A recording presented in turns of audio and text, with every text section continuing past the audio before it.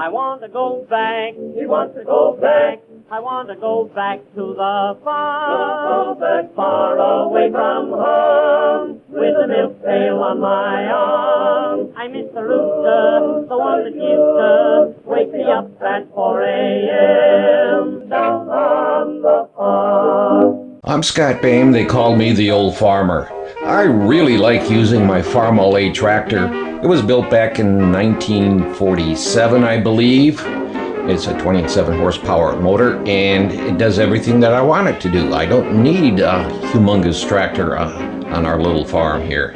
It plows the snow in the wintertime, and it mows the lawn with the belly mower very well in the summertime. And I got sick and tired of having turf tires on, and so I went with the expense of having the turf tires removed and put on cling-free tires. Now, instead of using calcium phosphate for weighting the tires down, mixing it with water is what they did. And then they put it in to the tires to add weight. They use beet juice now because instead of being 8 pounds per gallon with water, it is 10.5 pounds per gallon for the beet juice. So for the same volume, it's a heavier weight. And as you can see, I used it to pull down the swing set. Now I wanted to move it around and maybe use it for starting seeds and maybe a greenhouse. I really hadn't completely thought it through, but I wanted to move it around. Also, it was in the way for the raised beds that I wanted to put in. So it was time to move it.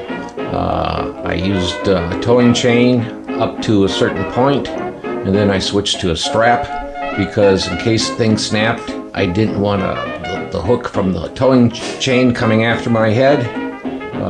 Wouldn't want a strap either, but between the two, I'd rather have a strap coming after me than a hook from the tow chain. So it took a couple of times because the strap broke, but I got it tipped over and swung around the way I wanted it.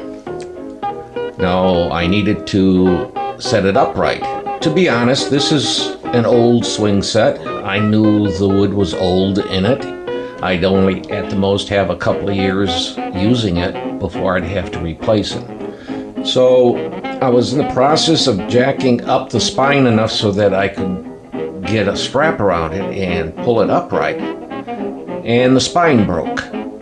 Well, instead of fooling around with it, I just cut it up. And I'm going to use the pieces for building a compost bin with the swing set, and with what I have in my scrap bucket, I should be able to put together a nice little compost bin for the compost. I needed to put on the belly mower to mow the lawn. However, I was having trouble finding the proper blades to go on because this has a left turn deck. The blades turn to the left rather than to the right, and it makes it a little bit more difficult for finding blades.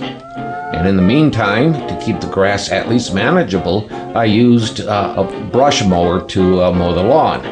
Now, it didn't mow quite the way I wanted it to be mowed, but it did a good job, good enough to get by. And in the meantime, the perimeter scrub brush was trying to invade into the lawn. So when I was doing perimeter mowing, I would be half into the brush and half on the lawn. I was in the process of starting to mow it back, push it back so that it was back to where it should be. Now, I walked the perimeter looking for anything that might be a problem, and I missed a stump. It was laying, a good-sized tree stump.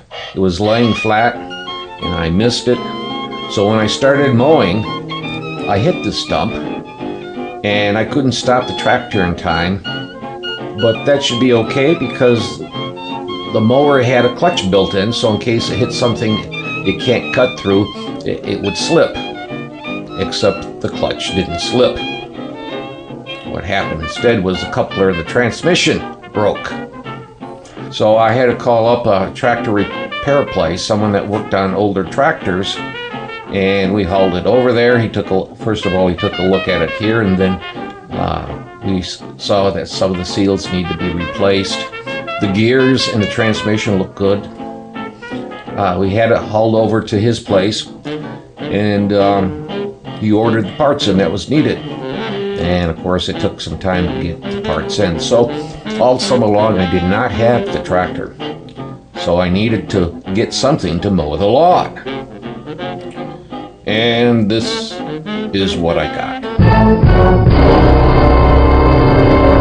Husqvarna zero-turn 61-inch lawnmower. They built it very well. I mean, it was good materials they used, and they weren't cheap on anything. They did everything the way a zero-turn should be made to be long-lasting. The only difference is I think I would get a split front axle rather than a solid front axle, because with a 61-inch deck, sometimes in uneven areas, one of the front wheels would leave the ground and I would only be on 3 wheels. So it changes the cut of the deck a little bit. The blades spin at over 1800 RPM, so it does a very good cut. I could do edging very well. The trimming with it was very good.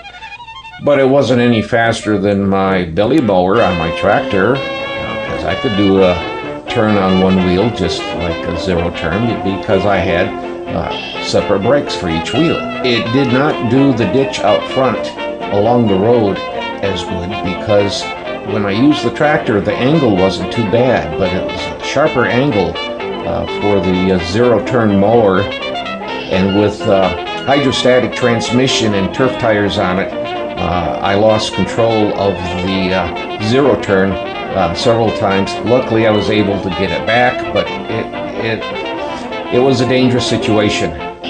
Even if I turned around to go the other way on the road and then enter the ditch to mow again.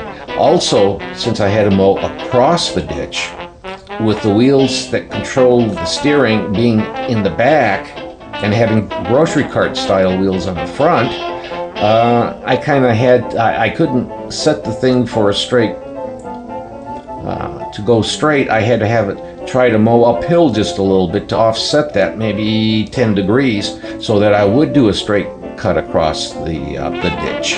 But it would jerk and sputter and jump around. Not the motor. The motor did a fine job. Enough horsepower on the motor. Same amount of horsepower, 27 horsepower as my tractor.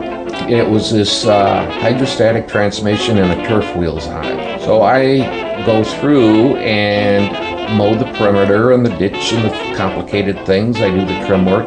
And my wife wanted to try mowing the lawn, so I give her a nice, pleasant, flat piece of lawn to mow, and she enjoys mowing it. So it's gotten to the point where I mow the perimeters and the ditch and the hard stuff, and I leave the flat areas for her. And she's getting to the point where probably the next few times I won't have to stay on the porch watching her. I usually stay on the porch while she's mowing. Maybe I'm sharpening knives, I'm doing something that I can just kind of keep an eye on what she's doing. And she's getting better every single time. But the steering on it with these levers, not only do you steer, but you adjust the speed by pushing it farther forward or farther back or forward. You push it, the faster it goes. I tend to run the motor at full RPM that it would safely run it at, and then adjust the forward motion with the levers that you use for steering. But it's super sensitive. It's hypersensitive. You sneeze and you could end up being down in Cincinnati, and if you don't live in Cincinnati, that's not a good thing. And the other thing that really makes it dangerous is if you still have branches or bush limbs that can grab the controls, the levers, well, you could wind up in Nome, Alaska, or you could wind up with a thing flipped over and you injured or actually dead. Also, one of the things that you can do with the zero-turn lawnmower is if you want to get off to move something, you don't have to turn off the lawnmower. You can put the levers in a center position and then spread them apart. There's a notch for them to go into. Then you reach down and pull a parking brake up to lock the wheels. I think it's backwards. I think you should lock the wheels with a parking brake before you open up the levers. But if you do it the way I want it to do, it'll turn the motor off. So it's full of safety features except where you really need them. You spread the levers apart and then pull the parking brake on, and you can get off the lawnmower and climb back on. And of course, I would recommend turning the blades off before you do that. All of a sudden, you're having trouble controlling one side of the lawnmower. It is responding the way it should be. Well, what happens is they tend to occasionally spread apart, and then one of those levers gets into one of those notches, and it locks the lever in place, and you can't control it for several seconds until you realize, well, it got in the notch, I got to close them up farther. I don't like that. I don't like the hydrostatic transmission. If an implement or a tool or something argues with me, I don't like it. I don't buy it to have it do that. I buy things to make things easier and better, not to have it argue with me and make it harder to do. And this is what this lawnmower does. Yes, it mows fast. Yes, it's got a good cut on it. Yes, you can trim very well with it. But with the safety features involved with it, it's the wrong design for making a zero-turn lawnmower.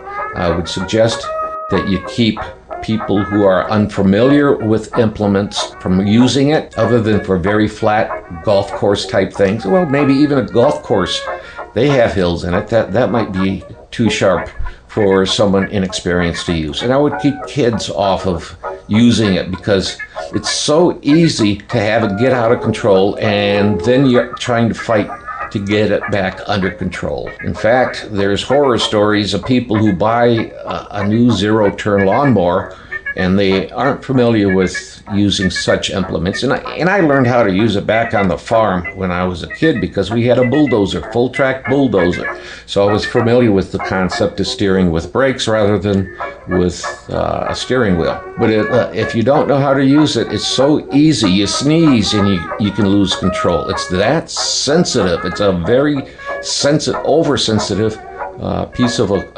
equipment for people who are inexperienced in using it. So, my recommendation to you is to look for an alternative that would do the same thing.